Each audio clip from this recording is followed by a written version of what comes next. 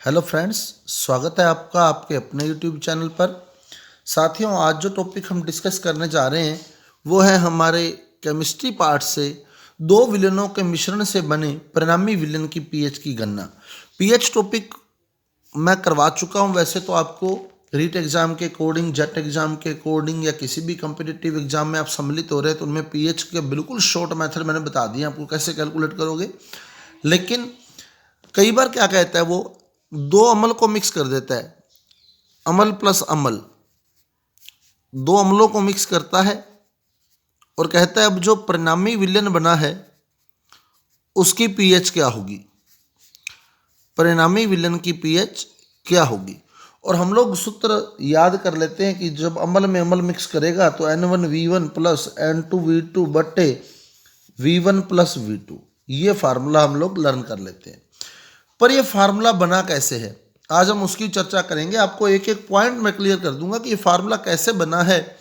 ऐसे ही जब हम लोग क्षार में एक क्षार मिक्स करते हैं तब भी हम लोग कह देते हैं परिणामी विलयन की पीएच का सेम टू सेम यही फार्मूला हमने लर्न करना है और पीएच निकालनी है।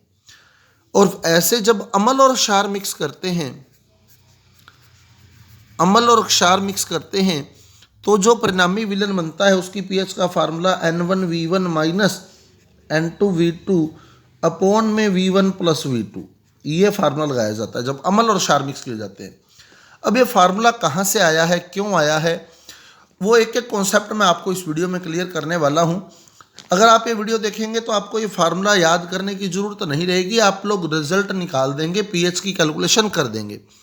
साथियों, यदि अभी तक आपने हमारे YouTube चैनल को सब्सक्राइब नहीं किया है तो सबसे पहले सब्सक्राइब कर दें हमारे YouTube चैनल को, क्योंकि हमारे YouTube चैनल पर कम्पिटिटिव एग्जाम के अकॉर्डिंग भरपूर मैटर अवेलेबल है। रीट की तैयारी कर रहे हैं, पटवार की तैयारी कर रहे हैं, एसआई की तैयारी कर रहे हैं, तो जो स्टूडेंट्स रीट की तैयारी कर रहे हैं उनमें अम्ल क्षार और लवण टॉपिक दिया गया है, तो वहाँ अम्ल और क्षार की पीएच आपसे पूछी जा सकती है। तो इसीलिए वो पीएच जो है अम्ल अम्ल मिलाकर, क्षार क्षार मिलाकर, अम्ल क्षार मिलाकर कैसे कैलकुलेट करनी है उसको हम लोग डिस्कस करने जा रहे हैं। आप YouTube पर हमारे चैनल को शशि सिडाना नाम से भी सर्च कर सकते हैं। और यदि आपको हमारा वीडियो अच्छा लगता है तो कृपया हमारे वीडियो को लाइक जरूर कीजिएगा, शेयर कीजिएगा और हमारे चैनल को सब्सक्राइब करना मत भूलिएगा।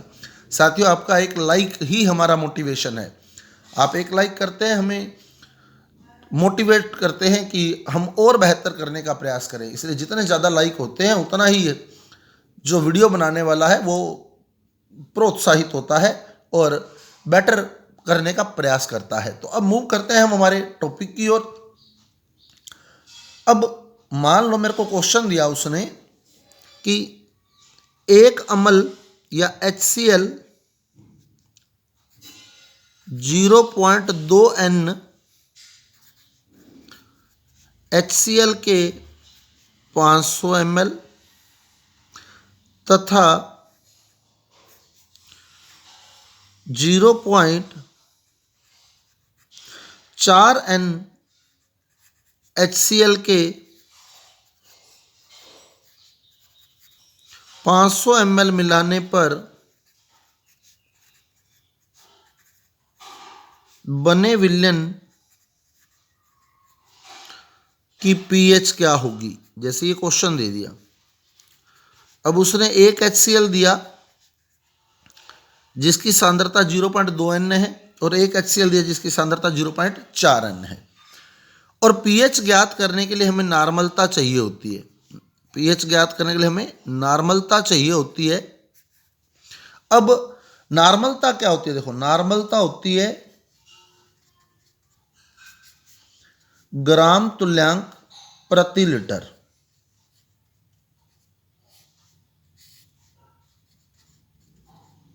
ग्राम तुल्यांक प्रति लीटर, ये नॉर्मलता का सूत्र होता है, ग्राम तुल्यांक प्रति लीटर।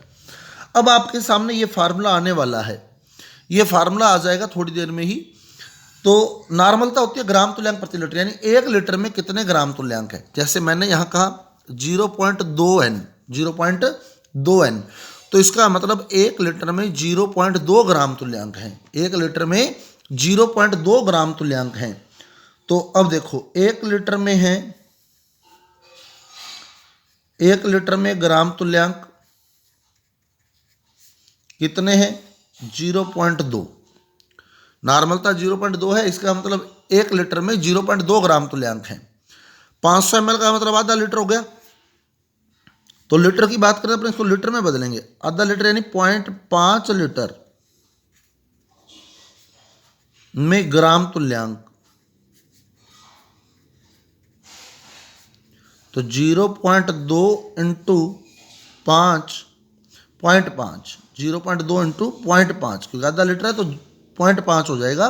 0.2 इंटू 0.5, तो ये आप करेंगे तो आपके पास आ जाएगा 0.01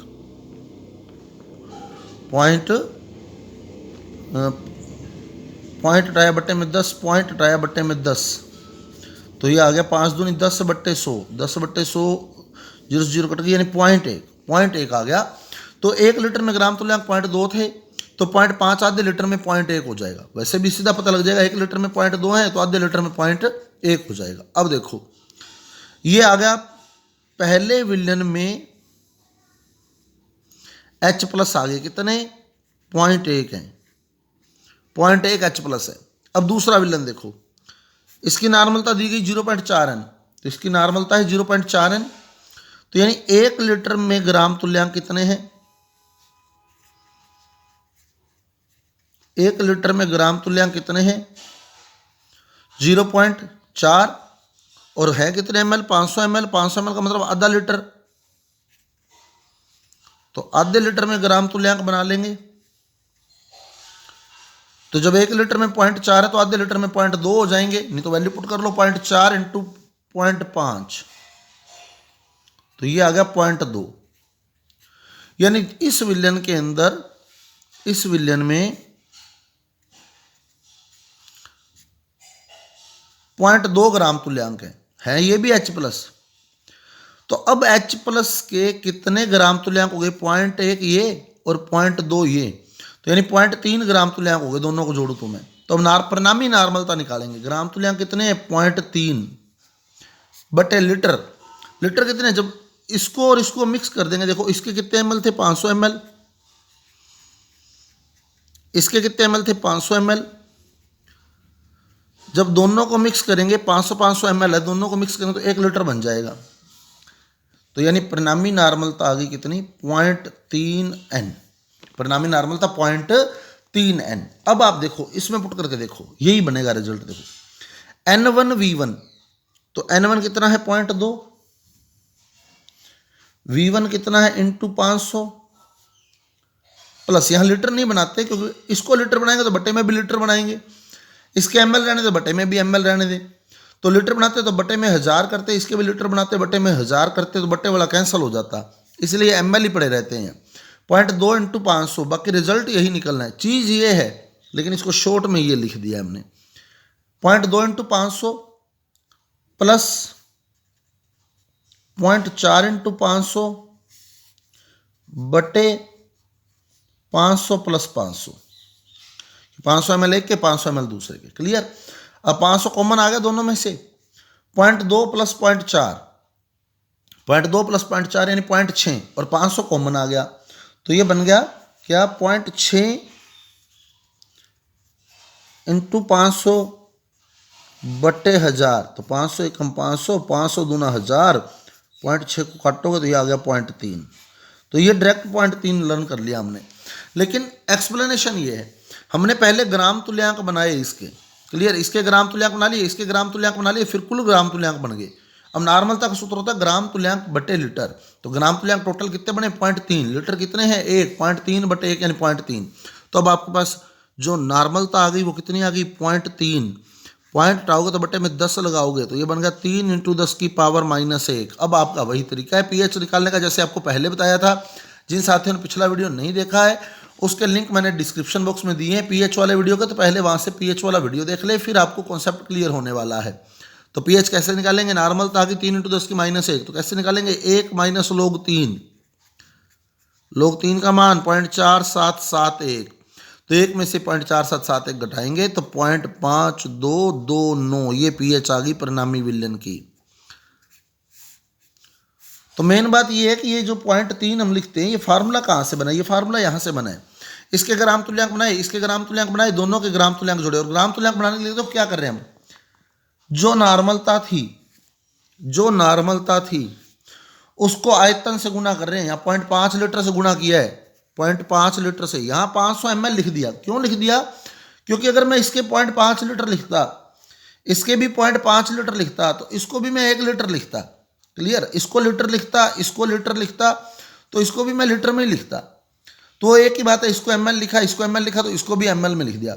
तो अगर मैं नॉर्मलता को आयतन से गुना कर दूं तो ग्राम तुल्यांक बन जाते हैं। तो अगर मैं नॉर्मलता को आयतन से गुना कर दूं तो ग्राम तुल्यांक बन जाते हैं। तो यहाँ नॉर्मलता को आयतन से गुना करके ग्राम तुल्यांक बनाए गए हैं। अब पहले विलयन के ग्राम तुल्यांक 0.1, दूसरे विलयन के ग्राम तुल्यांक दोनों ही H+ हैं, तो टोटल H+ निकाल लिए गए, इसलिए इसको ऐड किया गया है। और ग्राम तुल्यांक बटे लीटर, अब इसके 500 ml, इसके 500 ml, तो दोनों को मिक्स किया तो दोनों जुड़ेंगे, आयतन जुड़ेगा, 500 ml 500 ml 1000 ml हो गया। क्लियर? इसलिए वो N1V1 प्लस N2V2 बटे V1 प्लस V2 लगता है। अब आप देखो क्षार वाले केस में क्या होगा। क्षार का केस समझे, माइनस क्यों आया? क्षार के केस में माइनस क्यों आया? जैसे सेम क्वेश्चन 0.2 NaHCl के 500 ml तथा 0.4 NaOH के 500 ml। अब एक अम्ल दे दिया, एक क्षार दे दिया, दोनों को मिक्स कर दिया, तो परिणामी पीएच आपको कैलकुलेट करनी है, परिणामी पीएच निकालनी है। अब देखो सेम वैसे ही ग्राम तुल्यांक बनाओगे। HCl के ग्राम तुल्यांक बन गए 0.2 × 0.5, कितने?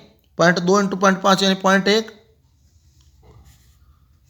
तो जो H+ है इसमें वो 0.1 है, H+ 0.1 है। और ऐसे ही जब क्षार का करोगे, NaOH का करोगे, तो NaOH जो है वो 0.4 N है और 500 ml लिए गए। 1 लीटर का 0.4 ग्राम तुल्यांक है, 1 लीटर का 0.4 ग्राम तुल्यांक है। तो 500 ml का ग्राम तुल्यांक निकाला, 0.2 निकाला आपने। तो इस बार जो पहले H+ था वो अब OH है, 0.2 OH-।